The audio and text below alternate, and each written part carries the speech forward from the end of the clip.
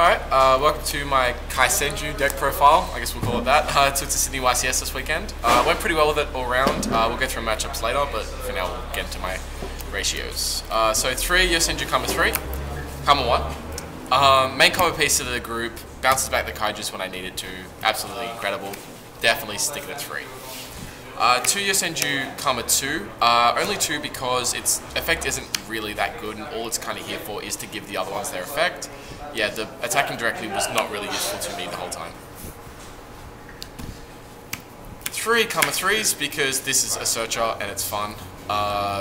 Basically whatever I need it for. If I need a Kama 2 to get pieces off or if I need more Kama 1s, that's just how it goes. So yeah, really well done. Definitely stick it at 3 as well. Moving on to the Kaijus, 3 of the Star Destroyer. This guy's incredible.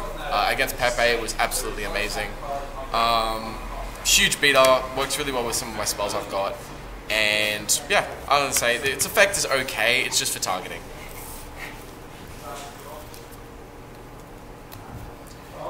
2 Dogoran.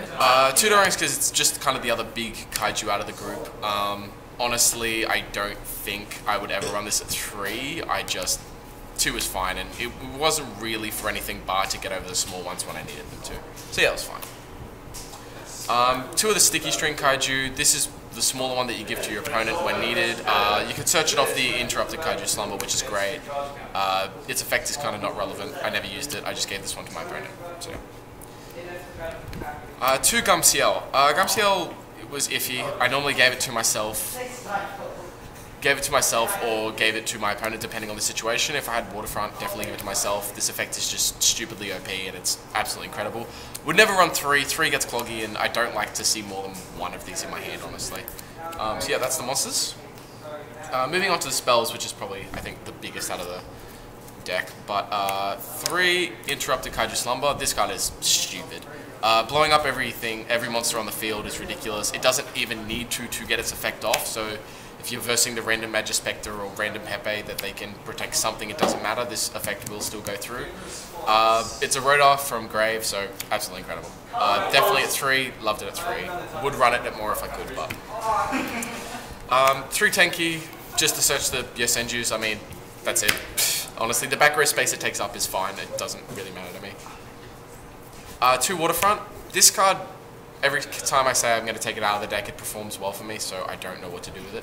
I would replace it with 2 Maxi if I could, but every single time I go to attempt to replace it, it just performs well for me. So, I mean, I'll keep it. It's iffy for now, but it worked well when it did. 2 Mount of the Bound Creator. This was for Star Destroyer.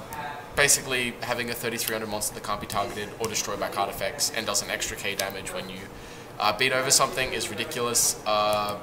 It was not really dead very often because I ran it at 2, which was nice, but other than that, it was fun to use. It was really fun to see people's reactions when I did it. Now for the speed portion. 2 Terraforming, could get whichever field spell I wanted. 3 Upstarts, I don't care about giving my opponent life because I have big monsters. That's just it. And last spell is 3 Reasoning. 3 Reasoning was really important for me because to get the free Kaiju was absolutely amazing, and even if I got a Yosenju off it, it was just a Yosenju to use with other effects, so that was fine.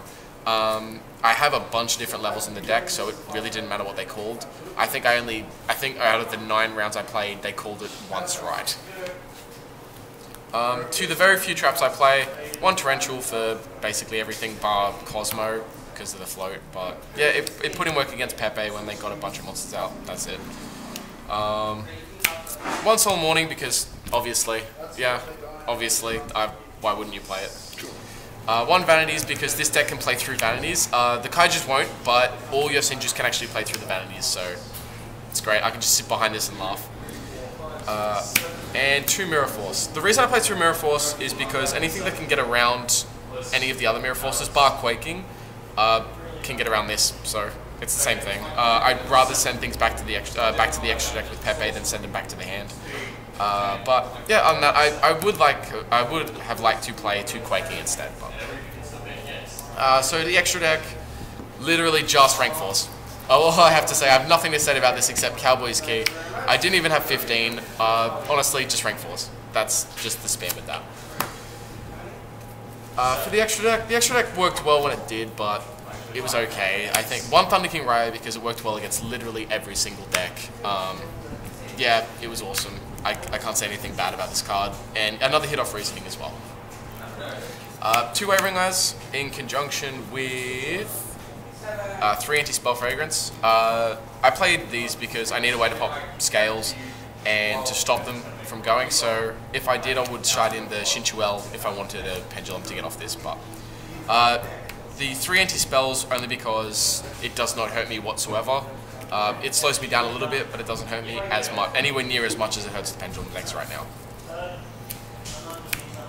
One-Dimensional Fissure because this deck, once things go to the grave, they don't need to come back. It doesn't matter if they're banished or not. So that was awesome. Along with one Macro for the same reason. It hurts every deck but mine. 2 Light Imprisoning Mirrors, Cosmo basically, and Tellers if I saw them, which I didn't. But what are you gonna do? They worked well when they came in. On top of that, 2 Imperial Iron Wall for the Cosmo as well, so that worked really well. The last thing was 3 Royal Decrees because this deck loses super hard to Solemn Strike and super hard to all other heavy traps. So yeah, that's it. And on to your rounds? Round 1, I versed Yosenju's, which was completely random and kind of off. I can't imagine a worse matchup for my deck, honestly, because I had nothing to tribute, which sucked. But I won that anyway. Round 2 was Magicians. Round 2 was Magicians, which was super, super easy. Just, again, sided in my Anti-Spell Fragrances, and that was that. They didn't have much power in my deck, and, you know, that was it. Round 3, we went Cosmo, and I lost that one. Only because I just did not draw my outs when I needed them to. Kind of sucked. Round 4 was Pepe, and I beat that easy. Round 5 was Pepe again, and I beat that easy. Round 6 was Pepe again, and I lost to that one because CDI is a thing, and I did not draw a Kaiju, so what are you going to do? So then moving on to day 2, round 7, I lost to Pepe. Oh, sorry, round 7, last day, I lost to Pepe. Then round 8, day 2, I lost to Pepe, and then... Oh, sorry, I beat Pepe, and then round 2 of day 2, I lost to Exodia. Because, what the fuck are you gonna do? So what you're saying is Exodia is meta? Absolutely. It was the X2 I was playing against, and it beat me. So I don't know how far it went, but literally that one X2 Exodia deck. What are you gonna do? The other things I would have changed, again, I would have got them 2 Maxis. I probably would have wanted a few Twin Twisters, just for ditching my dead cards, but other than that, I'm pretty happy with the deck. There will be a few editing things I'll do soon, but other than that, I'm pretty happy with it. It went really well, so yeah. That's about it.